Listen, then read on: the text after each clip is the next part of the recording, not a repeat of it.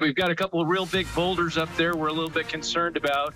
Hundreds of people were displaced. Now the work to open a Ketchikan road that's blocked by a landslide begins. My cousin said, okay, we'll just get our boat. We hear the story of a family who was separated and had to find a creative way to get back together.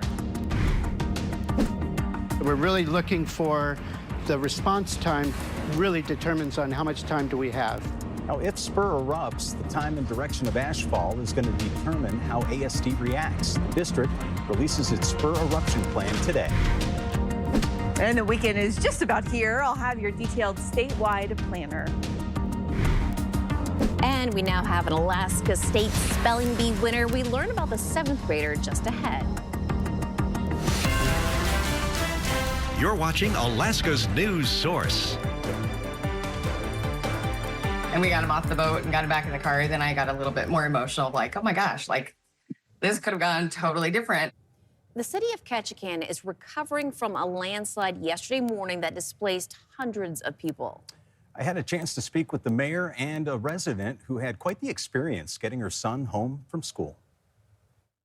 The landslide struck Ketchikan around 11 a.m. Thursday in the middle of a work and school day.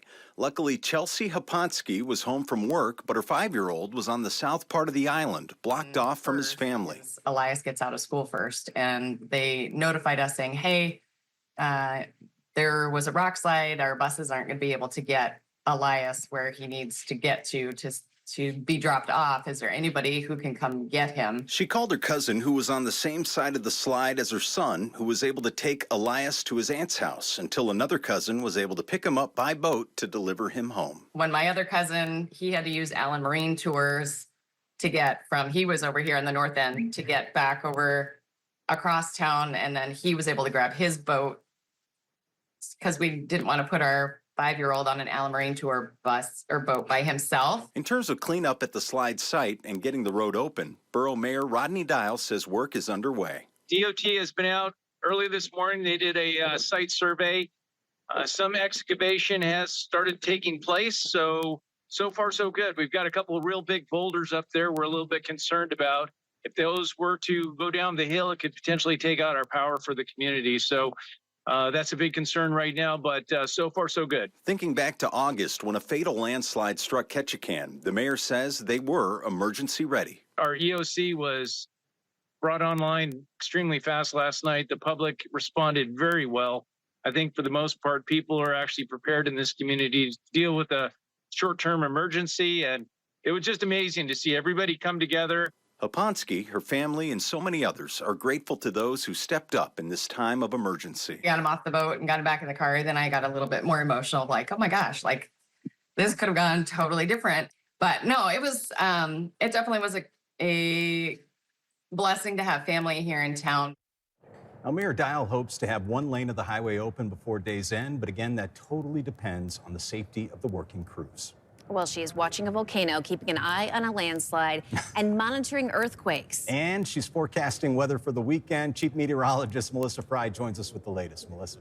Yeah, John Rebecca, we know lots possible in Alaska is right. We also know how to be prepared for these things. Fortunately, the weather is giving us a bit of a break at this point, but I do want to give you an update on those other things happening around the state. Again, this is a live look right now at Mount Spurr. It is calm, at least not seeing any increased activity this week. Still under an advisory, but again, no increased activity, which the scientists at the Alaska Volcano Observatory, they do tell us they are expecting that we'll see additional warning signs ramping up. Increased earthquake activity is one of those examples. So again, we're watching this closely. As that changes, we'll definitely keep you updated. And it's warm. Temperatures right now sitting in the low 40s. Again, we're also tracking that earthquake storm in the Aleutians. This morning, we had a magnitude 6.2 just south of Adak, just before 7 a.m.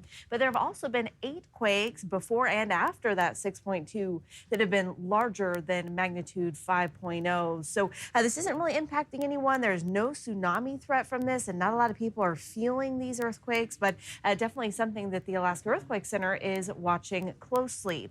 We're also watching the rain in southeast. Again, it's been back-to-back storms with heavy rain in Ketchikan. Fortunately, a nice little break tonight, but those showers there are going to pick back up again heading into tomorrow. We're still seeing those temperatures warming statewide. Again, 40s in Anchorage, low 30s there in Fairbanks. We're seeing sunshine all the way to the slope and to the western side of the state. Heading into your Saturday, you can expect that sunshine to continue for much of South Central. Just a little bit of cloud cover in Fairbanks, but mid-30s. Again, the rain returning to southeast. And we'll see a little light snow in Bethel. And I'll have a look at that full extended forecast here in a bit. All right, thanks, Melissa. Anchorage School District leaders have released the Mount Spurr eruption plan. ASD told us they have 22 emergency Connex units across the district, including 50,000 masks, along with first aid and bathroom supplies. They also have more than 300,000 masks left over from COVID, and they say they've ordered 1,500 pairs of eye protection. Right now, if an eruption occurs, the district said it will get an ashfall projection from the Alaska Volcano Observatory and worked with J-Bear and the Muni to determine how fast that ashfall is coming. From there, if school is in session during an eruption with ashfall coming, schools will close and students will be transported home. School buildings will also close its external ventilation system, a process they say can take a maximum of 20 minutes and also be done remotely. If it's really, really light ashfall, we may not shut it completely, but leave it a little bit open. But the heat will still work inside the building. It'll filter within. We've already talked to all the principals and given them guidance. You close every window, close all the doors, and you do everything you can to prevent ash from coming into the building. Today, the district activated its Emergency Operations Center that will continue coordination efforts with the AVO and the city's Office of Emergency Management. That's to prepare in case of an eruption. Please stick with Alaska's news source, our apps and website for the very latest information if the volcano erupts. The Anchorage Police Department says the body camera footage in the February 4th fatal officer-involved shooting will not be released after the standard 45 days. Now, this shooting happened on the street in the Tudor and Piper area after reports of a man waving a gun and walking the street.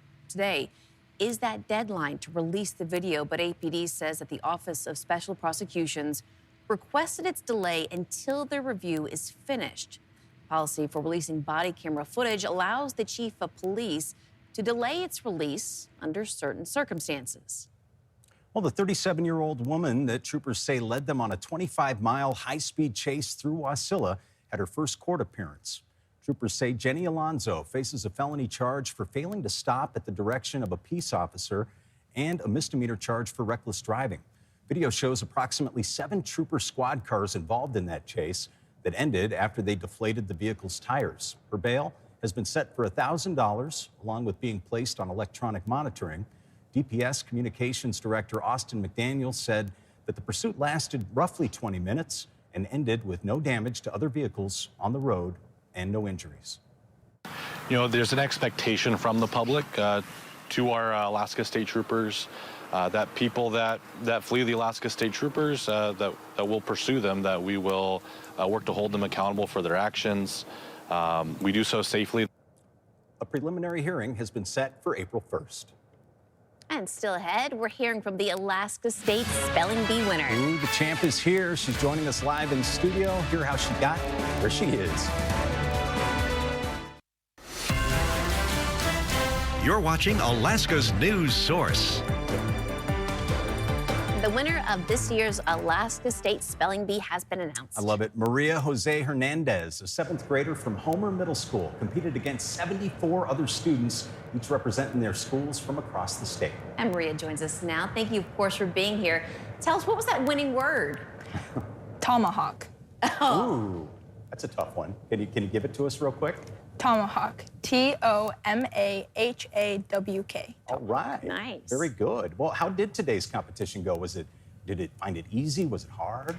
It was pretty nerve-wracking just because of jitters and stuff, but I found myself, once I got in the zone, I was moving along pretty well. In the zone. Love Great. How did you practice for something like this? I actually practiced a lot. There's an app called Word Club that all spelling bee contestants can use, and it gives you multiple types of games and stuff that you can practice on.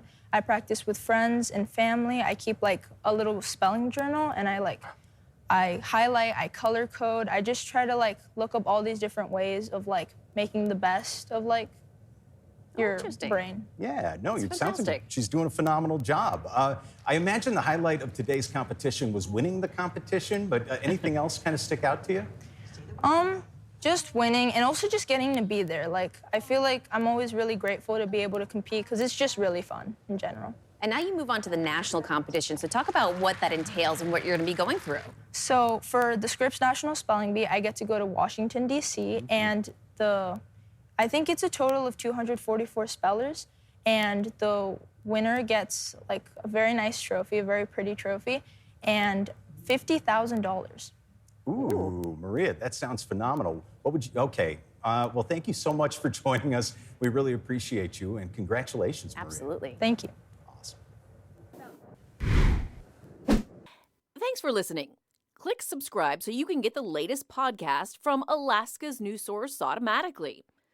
And stay up to date with breaking news and in-depth reporting available for free 24/7 with the Alaska's news source app.